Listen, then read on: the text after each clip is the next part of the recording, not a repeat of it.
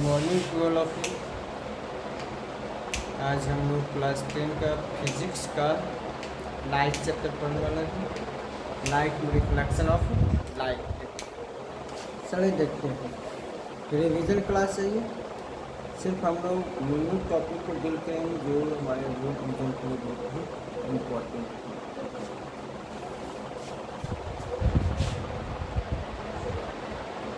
Light हमारे book में class 10 की एग्जाम बोर्ड एग्जाम का सिलेबस जो है लाइट 2 पार्ट में निकल गया। हमने 3 पार्ट में निकल गया। पहला reflection of light,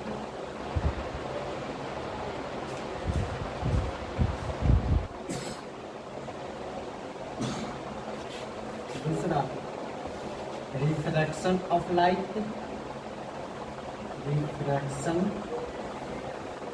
of light, और तीसरा human I and colourful world. Human I and colourful world. इस चैप्टर में हम लोग पढ़ेंगे सिर्फ और सिर्फ reflection of light first lecture में। रिफ्लेक्शन ऑफ लाइट खत्म होने वाली एक बार की सबसे पहले रिवाइज करवा देते हैं। चलो देखते हैं रिफ्लेक्शन ऑफ लाइट। सबसे पहले प्लेन मिरर की बात करते हैं।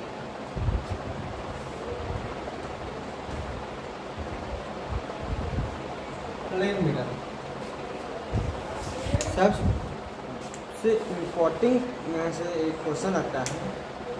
प्लेन मिरर से जो इमेज बनता है उस इमेज का कैरेक्टरिस्टिक्स क्या होगा। प्लेन मिरर से जो इमेज बनेगा वो इमेज वर्चुअल और इरेक्ट बनेगा हमेशा। प्लेन मिरर से हमेशा इमेज वर्चुअल एंड इरेक्ट बनेगा। कैसा बनेगा? वर्चुअल एंड इरेक्ट बनेगा। बोल देते हैं कि प्लेन मिरर है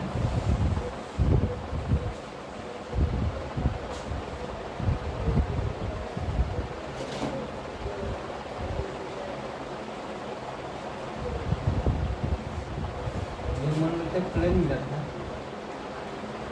यदि कोई भी ऑब्जेक्ट यहाँ रखा हुआ है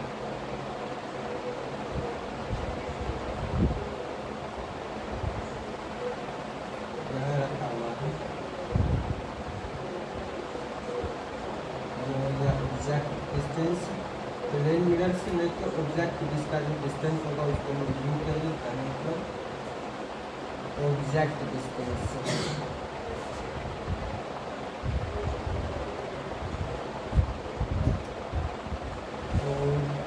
ये जो हो जाएगा ये हाइट ऑफ ऑब्जेक्ट हो जाएगा। तो देखिए प्लेन मिरर का एक बहुत इंपॉर्टेंट कैरेक्टरिस्टिक्स है, मिरर से जितना दूरी पे ऑब्जेक्ट रहेगा उतना ही दूरी पे मिरर से इमेज का भी फॉर्मेशन होगा। मिरर से जितना दूरी पे इमेज ऑब्जेक्ट रहेगा उतना ही दूरी पे इमेज भी बनेगा।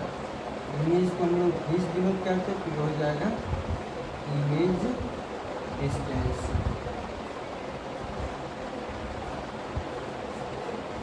और ये हाइट कहलाएगा हाइट ऑफ इमेज। पहला कैरेक्टरिस्टिक्स आप लोग याद रखना, इमेज जो बनता है कैसा बनता है? Virtual and virtual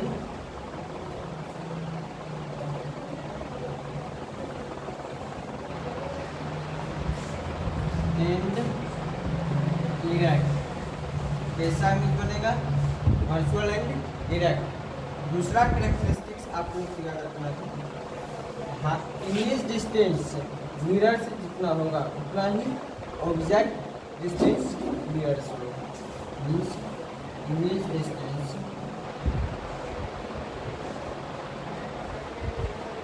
is equal to object distance. तीसरा हाइट ऑफ इमेज जो होगा वो हमेशा इक्वल होगा हाइट ऑफ ऑब्जेक्ट का। हाइट ऑफ इमेज हमेशा हाइट ऑफ ऑब्जेक्ट का इक्वल होगा। और चौथा जो होगा लेटरल इन्वर्जन शो करेगा। लेटरल इन्वर्जन शो करेगा।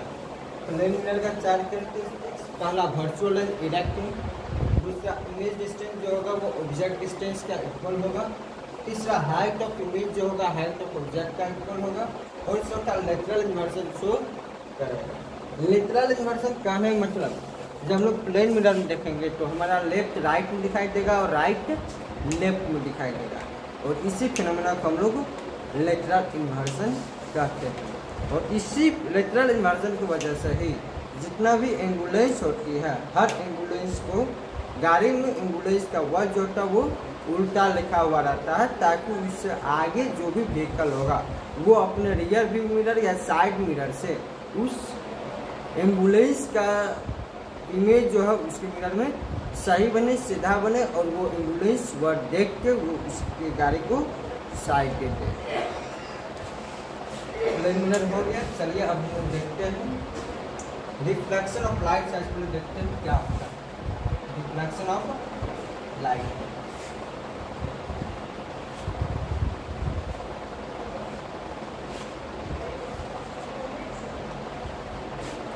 रिफ्लेक्शन ऑफ लाइट क्या कहेंगे? जिस तरह से हम लोग एक कोई भी बॉल को किसी भी बॉल को वॉल पे मारेंगे, वॉल पे स्ट्राइक करवाएंगे, तो बॉल क्या होगा हमारे तरफ फिर से रिटर्न होगा। क्या होगा? हमारे तरफ बॉल रिटर्न होगा। कहने का मतलब कोई भी लाइट यदि किसी भी ओपेक ऑब्जेक्ट पे या किसी भी ऑब्जेक्ट पे स्ट्राइक करेगा तो वो लाइट जो होगा ऑल डायरेक्शन में स्प्रेड होगा, ऑल डायरेक्शन में स्प्रेड होगा। सेम वे हम लोग कर सकते हैं bouncing back of light. Bouncing back of light is called reflection of light. Reflection of light का डिफिनेशन क्या होगा? Bouncing back of light is called reflection of light. यह दो rule laws of reflection, laws of reflection. Reflection का laws क्या है? पहला law incident ray normal and reflected ray all lie in a same plane। दूसरा angle of incidence is equal to angle of reflection. कहने मतलब देख लीजिए, diagram बना के दिखा देते हैं। ये एक मिरर है, यहाँ पे नॉर्मल है, ये क्या है? नॉर्मल। जब जो लाइट रे इस नॉर्मल पे स्ट्राइक करेगा, जो लाइट रे इस नॉर्मल पे स्ट्राइक करेगा, उस लाइट रे को हम लोग इंसिडेंट रे कहेंगे। क्या कहेंगे? इंसिडेंट। जो लाइट रे क्या करेगा? किसी भी मिरर के सरफेस पे स्ट्राइक करेगा, उस लाइट रे को हम लोग इंसिडेंट रे कहेंगे। और फिर स्ट्राइक करने के बाद उसी पॉइंट से फिर जो लाइट रे क्या करेगा? बाउंस बैक होगा, तो उस लाइट रे को क्या कहेंगे? रिफ्लेक्टेड रे कहेंगे। Reflected ray. और ये जो लाइन जो होगा, जो इंसिडेंट रो नॉर्मल रिफ्लेक्टेड रे के बीच में होगा, उसको हम लोग नॉर्मल कहते हैं। और नॉर्मल हमेशा जो रहता है वो प्लेन सरफेस के मीन्स मिरर के परपेंडिकुलर रहता है। कैसे रहता है? परपेंडिकुलर 90 डिग्री पर रहता है। और इंसिडेंट रे और नॉर्मल के बीच का जो एंगल होगा उसको क्या कहेंगे? Angle of incidence. Angle of incidence, angle of incidence. और रिफ्लेक्टेड रे और नॉर्मल के बीच में जो एंगल होगा उसको angle of reflection. Incident ray किसको कहेंगे? जो लाइट रे मिरर के किसी भी पॉइंट पे स्ट्राइक करेगा उस लाइट रे को इंसिडेंट रे कहेंगे। और जहाँ पर पॉइंट ऑफ इंसिडेंट का जिस पॉइंट पे इंसिडेंट रे स्ट्राइक करेगा उस पॉइंट को हम लोग पॉइंट ऑफ इंसिडेंस कहेंगे। क्या कहेंगे?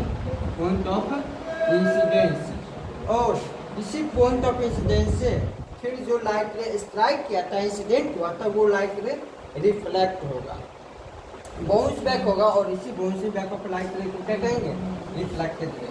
इंसिडेंट रे और रिफ्लेक्टेड रे के बीच में एक और लाइन होगा, एक और इमेजिनरी लाइन होगा जिसको हम लोग नॉर्मल कहते हैं।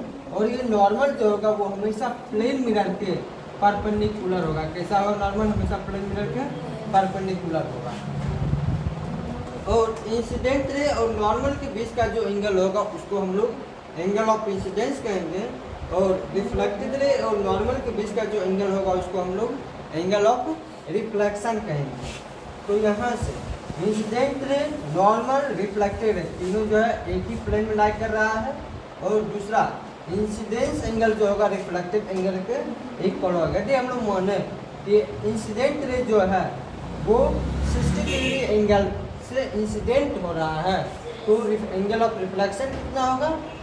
एंगल ऑफ रिफ्लेक्शन भी 60 डिग्री होगा। लेकिन यदि ये क्वेश्चन कर दे इंसिडेंट रे जो है वो प्लेन मिरर के सरफेस से 60 डिग्री का एंगल बना रहा है तो यहाँ देखिए